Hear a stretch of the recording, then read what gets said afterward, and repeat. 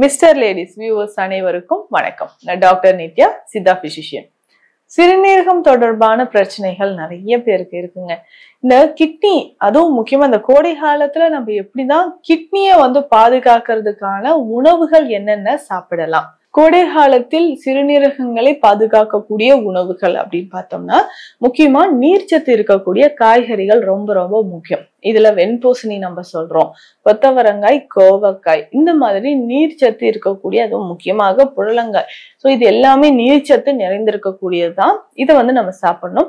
ஃப்ரூட்ஸை பொறுத்த வரைக்கும் இந்த கோடை காலத்தில் சாப்பிடக்கூடிய பழ வகைகள் சிறுநீரகங்களையும் நமக்கு பாதுகாக்கணும், அந்த மாதிரி இருக்கணும். ஸோ அதுக்கு பேசிக்கா பார்த்தோம்னா முக்கியமாக நம்ம சிறுநீரகங்களை பாதுகாக்கிறதுக்கு சில மூலிகைகள் இருக்கு.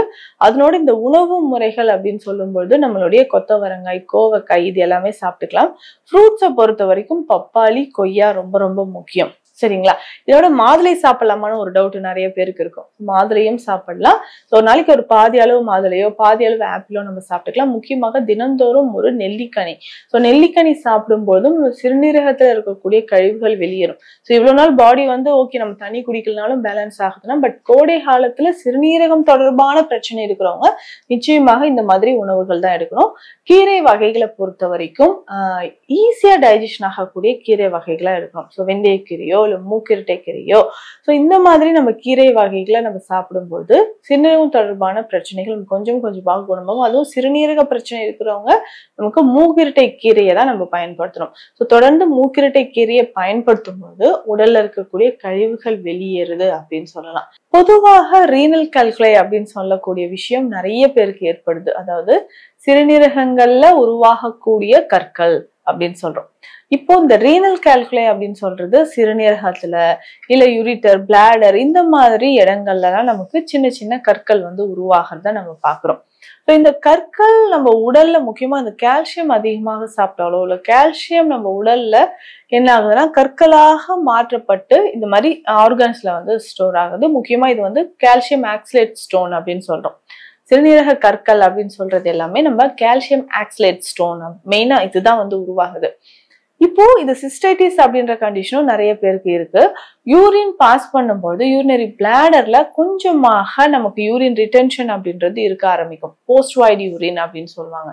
என்னன்னா இது நீங்க ஜென்ரலா ஏதாவது ஒரு ஸ்கேன் பண்ணி பார்த்துருந்தீங்கன்னா அந்த ஸ்கேன்லயே எழுதி கொடுத்துருப்பாங்க. ஸோ எந்த மாதிரியான ஒரு பிரச்சனை இது அப்படின்ட்டு. ஸோ இதுல முக்கியமாக பார்த்தோம்னா இது வயதான நிறைய நபர்களுக்கு உண்டாகுது. ஒரு 50 வயதை கடந்த நபர்களுக்கு என்ன ஆகுதுன்னா யூரின் பிளாடர்ல நமக்கு யூரின் தேங்கி இருக்கு. யூரின் போயிட்டோம், திரும்ப கொஞ்சம் அப்படியே நின்றுடுது, வெளியேற்றப்படாமல் நிக்குது. ஸோ இந்த மாதிரி தொடர்ந்து இருக்குதான் யூரினரி ட்ராக் இன்ஃபெக்ஷன் ஏற்படுது பிளாடர் பகுதியில. அதாவது யூரினரி பிளாடர்ல அதிகமான ஒரு எரிச்சலை உண்டாகுது. யூரினரி ட்ராக் இன்ஃபெக்ஷனும் இதுல ஏற்படுதுன்னு சொல்லலாம். இதே மாதிரி திரும்ப திரும்ப நமக்கு ரீனல் கால்குலை ஏற்பட்டுக்கிட்டே இருந்துச்சுன்னா அட்லீஸ்ட் ஒரு வருடத்திற்கு ஒரு முறையாவது நம்ம செக் பண்ணிட்டு பிளட்டை டெஸ்ட் பண்றது ரொம்ப ரொம்ப அவசியம். பிளட் அப்படின்னு சொல்லும்போது யூரியா, கிரியேட்டினைன், இது ரெண்டுமே எந்த அளவுக்கு இருக்கு, அதோட நம்ம உடல்ல இருக்கக்கூடிய ஜிஎஃப்ஆர் லெவல் எவ்வளவு இருக்கு அப்படின்னு நம்ம தெரிஞ்சுக்கணும். ஜிஎஃப்ஆர் அப்படின்னு சொல்லும்போது நம்ம குளோமெருலர் ஃபில்ட்ரேஷன் ரேட் அப்படின்னு சொல்றோம். ஸோ ஒரு நிமிடத்திற்கு எந்த அளவுக்கு நமக்கு சிறுநீரகங்கள்ல வடிகட்டும் தன்மை இருக்கு, எவ்வளவு அளவுக்கு அது தண்ணீரை வடிகட்டுது.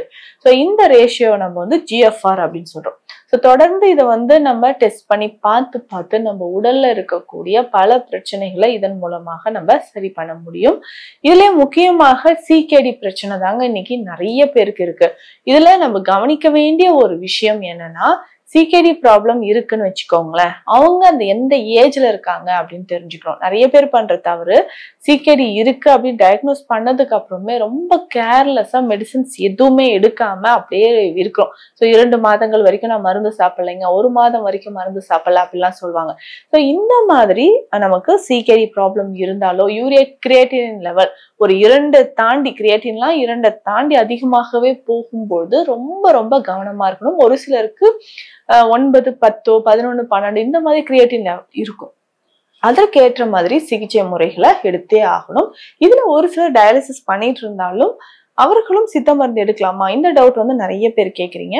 ஸோ அந்த மாதிரி டயாலிசிஸ் பண்ணிட்டு இருந்தாலும் அதனோட சேர்த்தே நம்ம சித்த மருந்துகளை சாப்பிட்டுட்டே வரலாம். கொஞ்சம் கொஞ்சமாக நமக்கு இம்ப்ரூவ்மெண்ட் தெரியும்.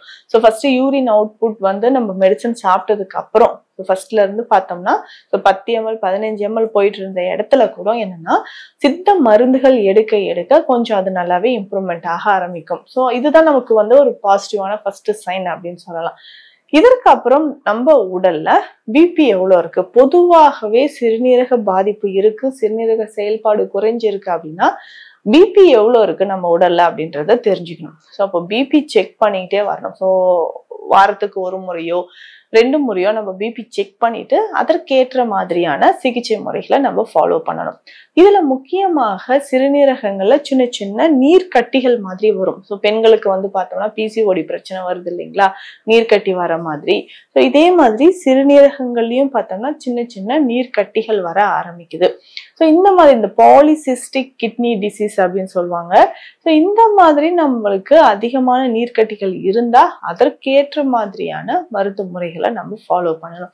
ஸோ இதனோட சேர்ந்து உணவு முறைகள் என்ன எடுக்கலாம், சிறுநீரக பிரச்சனைகளுக்கான ஏற்ற உணவு முறைகள் என்ன அப்படின்னு பார்க்கும்போது முதல்ல நம்ம சொல்லக்கூடியது எல்லா பதிவுகளையுமே சொல்றதா வெள்ளை பூசணிக்காய் கண்டிப்பா சாப்பிடணும். பார்லி அரிசி கஞ்சி ரொம்ப ரொம்ப முக்கியம். ஸோ இது எல்லாமே நம்ம தொடர்ந்து உணவு முறைகளோட ஃபாலோ பண்ணிட்டு வந்தோம்னா கொஞ்சம் கொஞ்சமாக அது சிறுநீரக பாதிப்புல இருந்து வெளியில வர முடியும். இதுல பொதுவாக பார்த்தோம்னா நெரிஞ்சில், நீர்முள்ளி ரொம்ப ரொம்ப ரெண்டுமே வந்து ரொம்ப முக்கியமான மூலிகை. இதனோட கொஞ்சமாக ஆவாரம்பூ சேர்த்துக்கணும். ஸோ ஆவாரம்பூ சேர்த்து கஷாயமாக குடிக்கும் போது நம்ம உடல்ல இருக்கக்கூடிய சிறுநீரகம் தொடர்பான பிரச்சனைகள் குணமாகும். பொதுவாக இந்த ஆவாரம்பூன்றது நிறைய சத்துக்கள் நிறைஞ்சிருக்கு. ஆனா நம்ம வந்து என்ன பண்றோம்னா சுகர் குறைக்க மட்டும்தான், ஸோ காஸ்மெட்டிக்ஸ்ல மட்டும்தான் சேரணும் அப்படின்னு நினைச்சுக்கிறோம். ஆனா இந்த மருந்தோட சேர்த்து சாப்பிடும் பொழுது சிறுநீரகம் தொடர்பான பிரச்சனைகள் நமக்கு கொஞ்சம் கொஞ்சமாக சரியிட்டு வர்றத நமக்கு நல்லாவே தெரியும். இதுக்கப்புறம் உணவு முறைகள் அப்படின்னு சொல்லும்போது நீர்ச்சத்து நிறைந்த காய்கறிகள். ஸோ அந்த வெஜிடபிள்ஸ் வந்து நல்லா சின்ன சின்னதா கட் பண்ணிட்டு தண்ணீர்ல போட்டு கொஞ்சமா பாயில் ஆனதுக்கு அப்புறம் அதை வடிகட்டிட்டு ஸோ அதுக்கப்புறம் அந்த காய்கறியை வந்து நம்ம பொரியல் மாதிரியோ கூட்டு மாதிரியோ செஞ்சு சாப்பிட்டுக்கலாம். ஸோ இதுல முக்கியமாக பார்த்தோம்னா துவரம்பருப்போ இல்ல நமக்கு அதிகமா வேர்க்கடலை இது எல்லாமே சாப்பிடும், கொண்டைக்கடலை. ஸோ இது எல்லாமே நம்ம வந்து கண்டிப்பா அவாய்ட் பண்ணிட்டு தான் வரணும். இதனோட சேர்ந்து சிறுநீரகம் தொடர்பான பிரச்சனைகள் இருந்துச்சுன்னா இதற்கு நம்ம ஃபாலோ பண்ண வேண்டிய ஒரு முக்கியமான விஷயம் உப்புச்சத்து. நம்ம உடல்ல உப்பு அப்படின்னு சொல்றது அதிகமாகும் பட்சத்துலதான் நமக்கு பிபியோ கொலஸ்ட்ராலோ இது எல்லாமே ஏற்படுது. சிறுநீரகம் தொடர்பான பிரச்சனைகளும் அதனாலதான் வருது. ஸோ பிபியை வந்து நம்ம கண்ட்ரோல்ல வச்சுக்கணும். ஸோ இது எதற்காக இந்த பதிவு சொல்றோம் அப்படின்னா யங் அடல்ட்ஸ் நிறைய பேருக்கு இளம் வயதிலேயே சிறுநீரக பாதிப்பு ஏற்பட்டு செயலிழப்பு ஏற்படுது. இதை சரி செய்யறதுக்கான வழிமுறைகள் நம்ம சித்த மருத்துவத்துல இருக்கு. இதை நம்ம பயன்படுத்திக்கலாம். ஸோ இந்த பதிவில் சிறுநீரகம் தொடர்பான பிரச்சனைகள் இருக்குன்னா அதற்கு பேசிக்கா நம்ம பயன்படுத்தக்கூடிய மெடிசன்ஸ் என்ன அப்படின்றத பார்த்திருக்கோம். ஸோ மீண்டும் அடுத்த பதிவில் சந்திக்கலாம். நன்றி.